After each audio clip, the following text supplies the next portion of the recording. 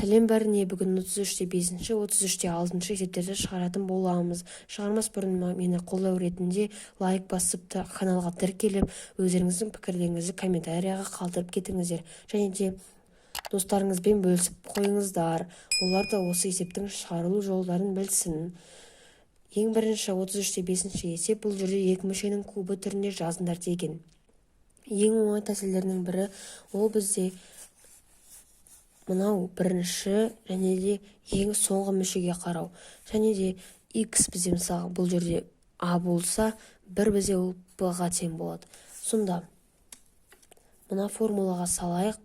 Бізге мына жақша түріне айналдыруымыз керек. Сонда ішіне x жазамыз. Мұнда минус болса, минус жазамыз, бірді жазамыз. Сыртында куб болады.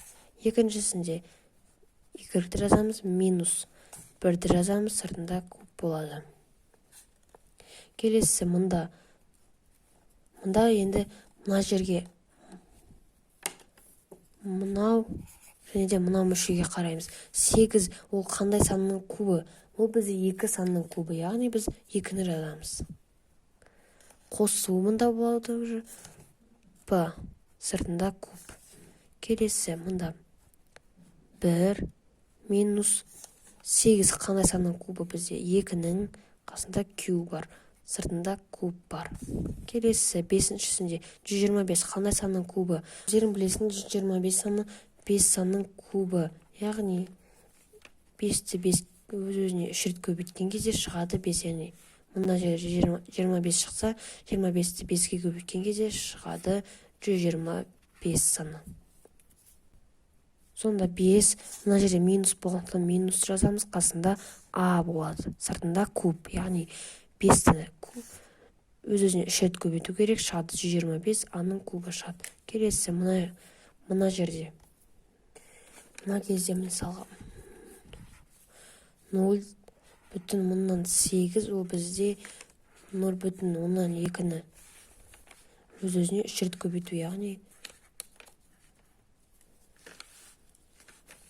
0,2-ні 0,2-ге көбейткен кезде шығады 0,104 саны, көбейтілген 0,2 бар қасында, 0,104-ті 0,2-ге көбейткен кезде шығады 0,8 саны.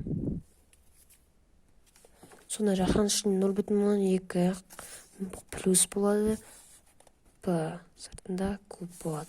Келесі мына жерде 33-те 6-шы есепте дәл солай екі мүшенің кубы түрінде жазыңдар деген. Бірақ та бұл жерде ең соңғы есептерінде кішкене сәл өзгешелеу. Мына екі есепте мұнда a болады, яғни дәл солайның бірінші мүшесіне ең соңғы мүшесіне қараймыз. Бірінші мүшесіне ең соңғы мүшесіне қараймыз. Ал мына жерде басқаша. Бірінші мүшесіне қарасақ, келесі мына мүшеге қараймыз. Себебі бұл жерде куб жазылып тұр. Мына жерде квадрат, а бізге именно куб керек. Мұнда куб міне жазылып тұр. Мына жерде 8 ол 2 санның кубы. Дәл осылай жаза аламыз. Енді a минус болады. 8 бізде 2-нің кубы, қасында b, сыртында куб болады. Келесі мына жерде 27 ол бізде 3 санның кубы, қасында m бар, қосылған болады. Мына жерде n, сыртында куб болады. Келесі мына жерде 8 ол бізде 2-нің кубы, p қосылған, наған қараймыз. 3 q қасы сыртында куб. Келесі мына жерде x, y минус болады. 8 ол бізде 2 санның кубы. Сонда қайтадан ашып көрсек, мына жерден түсініксіз шығар, бірақ та ашып көрген кезде дәл осылай шығады. Менің ойымша түсінікті болды. Ал егер түсініспеушілік пайда болса, комментарияға міндетті түрде жазып кетіңіздер. Жауап беруге тырысамын. Және де балалар, егер де менің видеоларым сендерге көмегін тигізіп жатса, мені қолдау ретінде тіркеліп кетіңіздер. Міндетті түрде сендерге тағы да есептер шығаратын боламын.